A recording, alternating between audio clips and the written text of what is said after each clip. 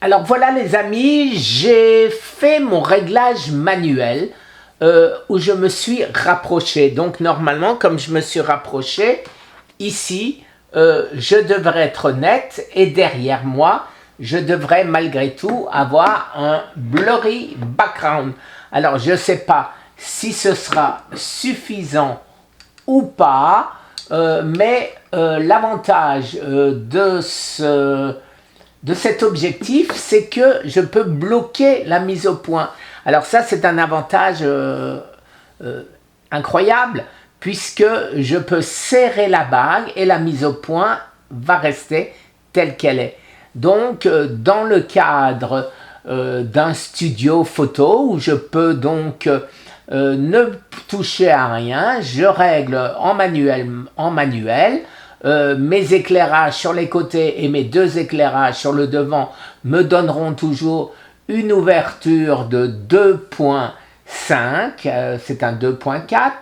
Je ferme un tout petit peu et de manière à avoir une meilleure qualité en espérant que ce sera une meilleure qualité. Et donc je vous répète, Lyrix 2.4 15 mm sur le Lumix S1 avec en 4:2 à 60 images secondes. C'est pas mal du tout et j'espère que les résultats seront à la hauteur de ce que je souhaite. Merci les amis, je vous souhaite une excellente soirée, journée, ça dépend quelle heure il est chez vous. Mais par contre, ce qui est certain, c'est que cette optique que je ne souhaitais pas conserver, donc je vais la conserver parce que je ne pense pas avoir une optique qui me ferait aussi bien. J'ai bien le 1740 de Canon que je vais essayer aussi, mais il ouvre à f4 alors que celui-ci ouvre à f2.4.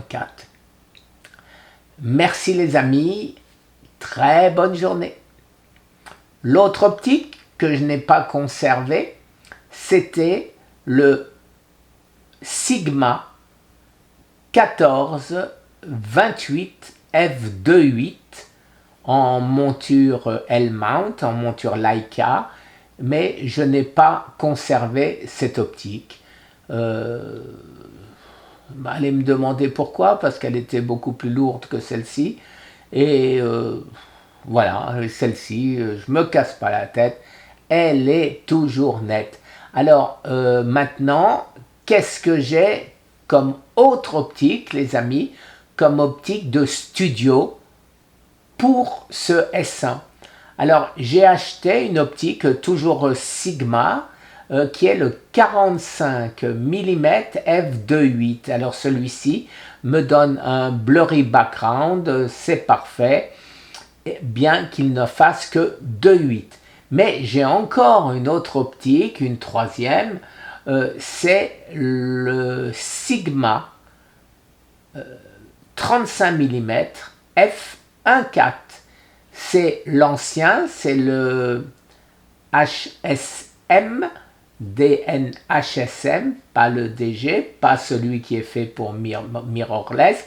Je l'ai préféré, pourquoi? Parce qu'il a une bague de mise au point et donc je peux vérifier avant de commencer à filmer que de toute façon je vais être parfaitement net. Il n'y a pas de raison que l'autre marche moins bien, mais le HSM en plus vous le trouverez sur eBay beaucoup moins cher que le dernier. Et la qualité, c'est la même chose, surtout en optique de studio. Merci les amis, très bonne journée, au revoir.